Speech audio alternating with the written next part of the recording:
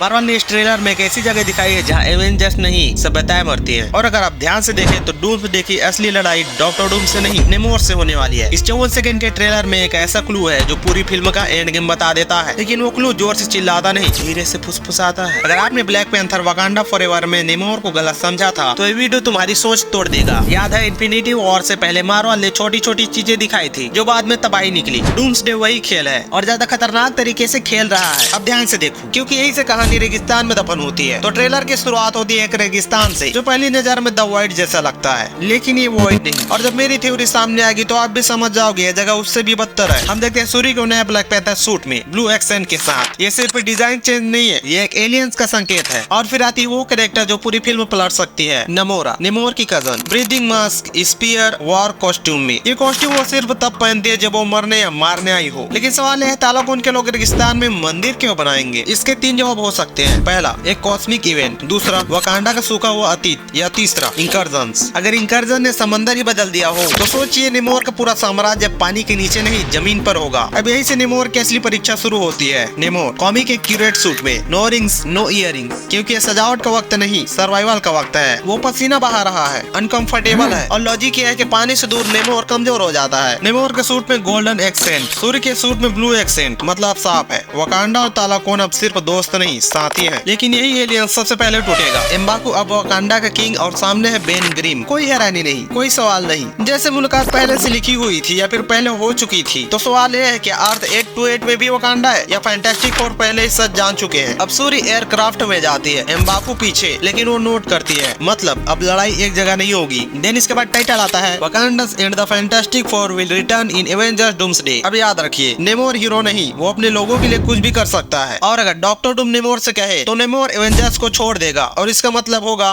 डूम के हाथ पूरा महासागर। कॉमिक्स में नेमोर और सुई स्ट्रॉम। और अगर डूम रीड को दिमाग से नहीं दिल से तोड़ना चाहे और अगर नेमोर फिर से धोखा देता है तो सूरी वो फैसला ले सकती है जो उसने कभी नहीं लेना चाहा। ये सीन बहरेन में शूट हुए हैं, ग्रीन स्क्रीन नहीं। मतलब यहाँ जो होगा वो कहानी की रीड है। एंथनी, डैनी, हनाना, एवेंजर्स, न्यू एवेंजर्स, वकांडन्स सब एक ही चीज ट्रैक कर रहे हैं। थंडरबोल्ट के पोस्ट क्रेडिट सीन में दिखा फैंटास्टिक फोर का जहाज, क्या सब उसी को फॉलो कर रहे थे? और क्या वही जहाज इस रेगिस्तान में गिरा? अगर मेरी थ्योरी सही है तो एवेंजर्स डूम्सडे मार्वल की आखिरी हीरो फिल्म नहीं, पहली विलन स्टोरी होगी। तो अब सवाल यह है कि मार्वल हमें सच दिखा रहा है या डॉक्टर डूम पहले ही जीत चुका है? अब ये बात कमेंट में बताओ। तो फिर मिलेंगे किसी ऐसे ही इंटरेस्टिंग वीडियो में, तब तक के लिए चैनल को सब्सक्राइब करना मत भूलना।